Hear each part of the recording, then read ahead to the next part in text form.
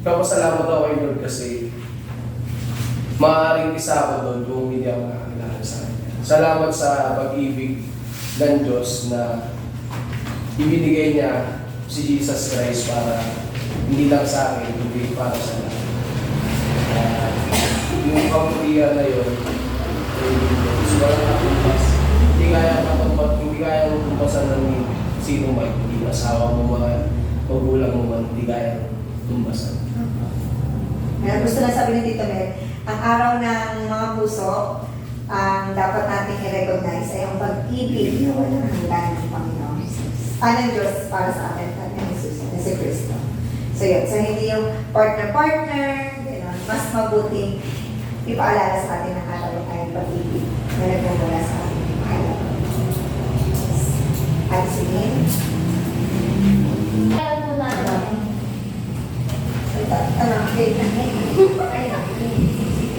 Ano po, lunas sa pag-aalala. Lunas, wow. Lunas? Oo, lunas. Okay. Ano po, makibukas po tayo sa Matthew 6:25. 25?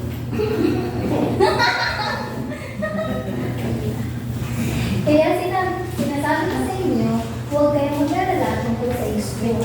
Kung ano ang inyong kakainin, iinumin o susuotin, dahil kung bibigyan kayo ng Diyos ng buhay, siguradong bibigyan din niya kayo ng pagkain at isip. Ano po? Hindi po sinasabi ni Jesus ulit na huwag po tayo magplano. Huwag po tayo magplano, huwag po tayo magsumikap para sa mga pangangailangan po natin sa buhay. Sa halip po is, huwag po tayo magdadala sa mga pangangailangan natin. Kasi, masigit pa po ang buhay po natin kasi yung pangangailangan po natin is para sa mga tatalaman natin. Tapos yung buhay is regalo po siya mula sa Panginoon. Ano po? Okay, bukas po tayo sa Matthew 6:26 po to 27. 26. Tignan ninyo ang mga ibon sa himpapawid. Hindi sila nagtatanim o nag-aani o nag-iipon ng pagkain sa bodega. Ngunit pinapakain sila ng inyong ama na sa langit. Hindi ba mas mahal sa kanila kaysa sa mga ibon? 27. Sino sa inyo ang makapagpahaba ng kanyang buhay ng kahit isang saglit sa pamamagitan ng pagkain? Ngayon po, sinasabi po rito na ano po, yung mga ibon po is si Lord po ginawa niya pong example yung mga ibon kasi pinapakita po rito yung pag-aalaga po ng Diyos sa mga ibon na nilikha niya po. Kasi yung mga ibon po, hindi po sila nagtatrabaho, pero nakakain pa rin po sila.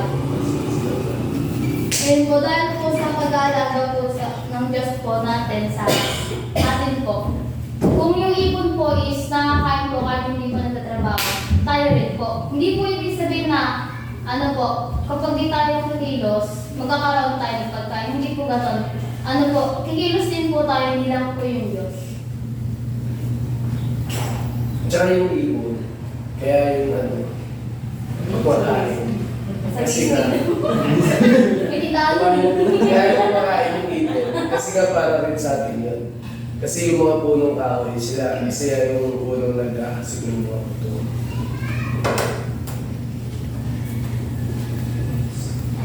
Makibukas naman po tayo sa Matthew 6:28 to 30 po. 28. At bakit kayo nag-aalala tungkol sa pananamit? Tingnan ninyo ang mga bulaklak na tumutubo sa parang hindi sila nagtatrabaho o nag-ahagi. 29. Ngunit sasabihin ko sa inyo, kahit si Solomon ay hindi nakapagsuot ng damit na kasing ganda ng mga bulaklak na ito sa kabila ng kanyang karangyaan. Karangyaan. Ano yung may karangyaan? Ano kaano po yan? Di ba mo? Masayang pagbubuhay. Ayun po. Sabi po rito na yung mga bulaklak po sa parang po is lumalaki po siya na maganda po.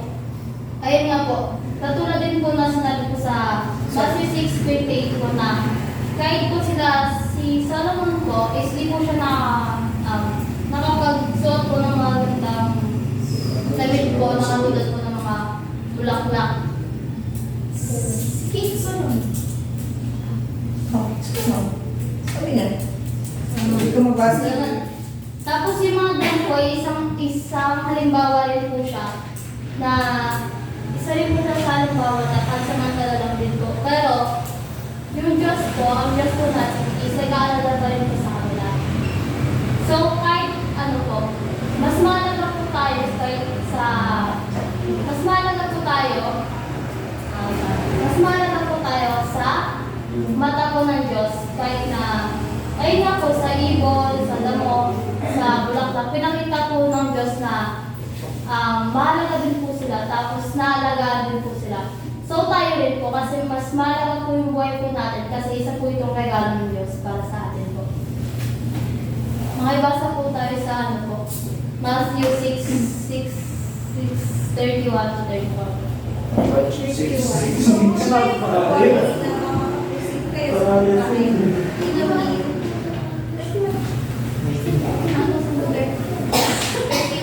So, huwag kayo mag-worry na baka kapusin kayo sa pagkain, inumin o damit. 32. Two Gentiles. Okay. Mga Gentiles. Gentiles. Mga Gentiles ang nag-worry sa mga ganong bagay. Alam na ang iyong tatay na kailangan nyo ang lahat ng ito.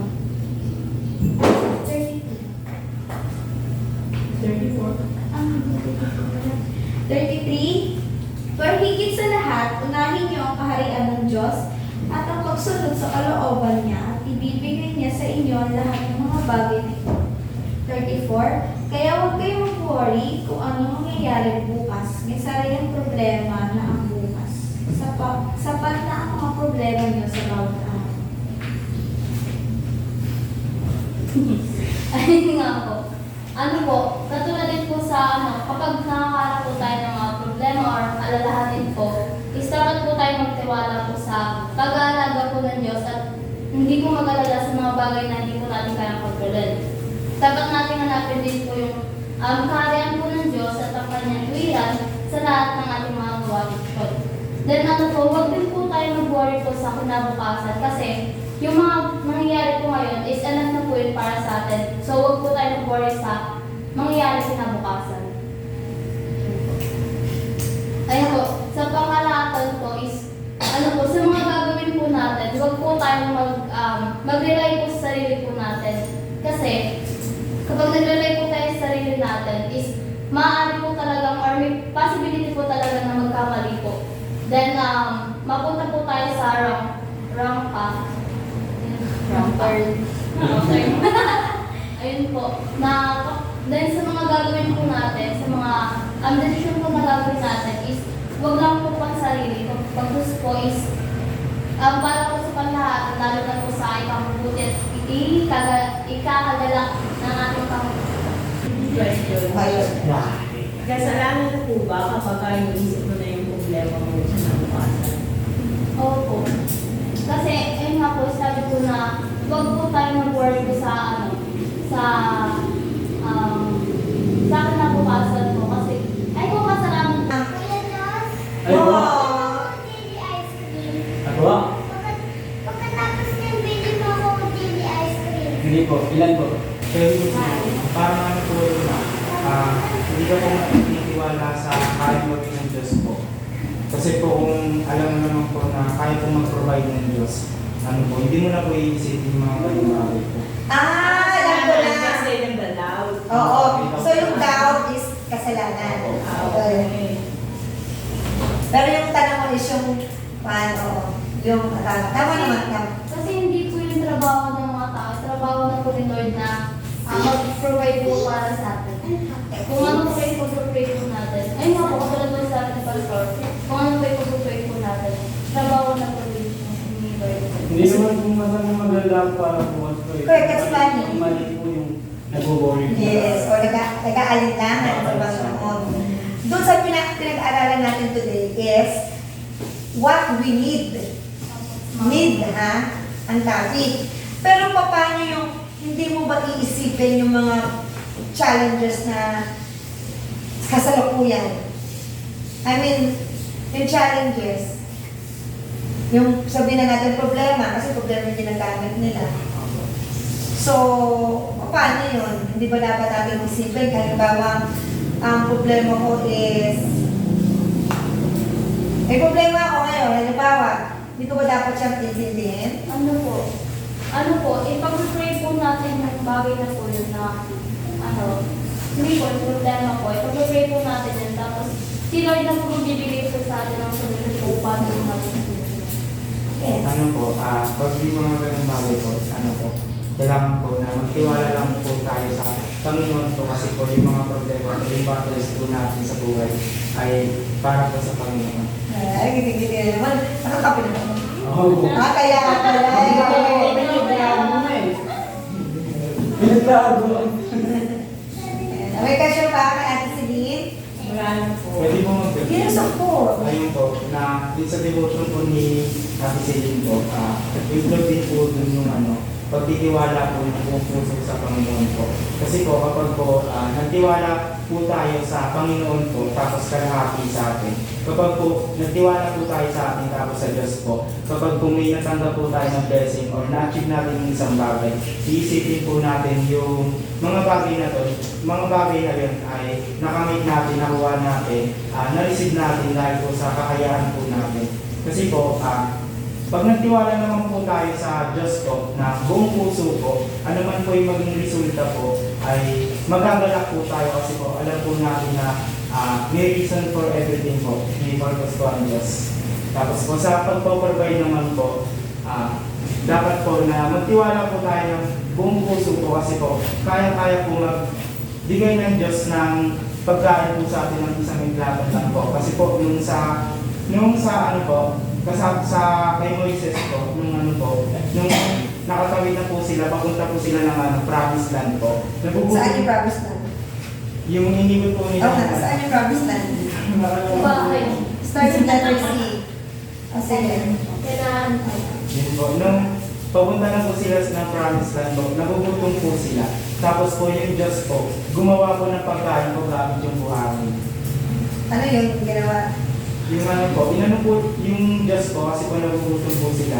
Tapos po nag-provide po yung Diyos po, inayaan po sila na, siguro po inayaan po sila na magutom po kasi po, para po masaksiyan po yung himala na gagawin po ng Diyos. Ayun po, gumawa po yung Diyos po ng po, nag-provide po siya ng pagkain gamit yung yung buhangin po. Tapos Ano kasi pagkain ng ikaw? mga mga meat po. Tapos po, nakakain po sila sobrang sarap. Tapos meron din po isang propeta na po.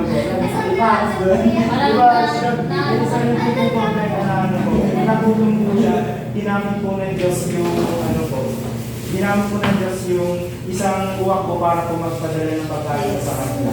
Tapos meron din po na isang pastor po na nag-testimony po na yung ulam daw po nila is lang po, hindi po gaano tuyo lang po. Tapos po, nung nag-pray na po sila, nag-provide po yung Panginoon sa kanila. Yung pagkatapos po nilang mag-pray po, may kumatok po sa pintuan nila. Tapos pagbukas po ng ng pastor po, bata pa po siya nun. Yung nakakarap po ng dalawang plastic na na isda po. Kasi po, nang-isda daw po sila, tapos sobra po, binigyan po sila. Ganun po, dapat po, na magtiwala po tayo sa Diyos na kahit walang kasiguraduhan po, dapat po na magtiwala tayo po sa Diyos. Solusyon sa topic natin today ay matatagpuan din sa binasa. Seek first the kingdom of God and all these things shall be added unto you. So that's Matthew 6:33. So yun lang. Ang solusyon is para lahat ay maging smooth, sailing, unahin ang Panginoon.